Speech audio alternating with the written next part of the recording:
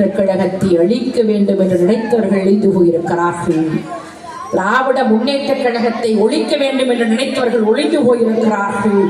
பக்தோச்சலம் திராவிட முன்னேற்ற கழகத்தை குழி தோண்டி புதைப்பேன் என்று சொன்னார், வரலாறு கிடையாது. ராஜாஜி அவர்கள் சொன்னார், திராவிட முன்னேற்ற கழகத்தை மூட்டை பூச்சி போல் நசுக்குவேன் என்று சொன்னார்கள், வரலாறு கிடையாது. அம்மையார் அவர்கள் சட்டமன்றத்தில் எனக்கு எதிரியே இல்லை என்று சொன்னார். ஒரு முறை அப்படிதான் அம்மையார் அவர்கள், மாண்புமிகு பேரவை தலைவர் அவர்களே, நான் பாப்பாத்தி என்னை ஆட்டவும் முடியாது, அசைக்கவும் முடியாது, மாண்புமிகு பேரவை தலைவர் அவர்களே எனக்கு எதிரியே இல்லைன்னாங்க. ஆனா அப்போல்லாம் மருத்துவமனையில் இருந்தாங்க. அன்றைக்கு எதிர்கட்சி தலைவர் தளபதி மு.க. ஸ்டாலின் அவர்கள் சென்று வெளியே வருகிறார்.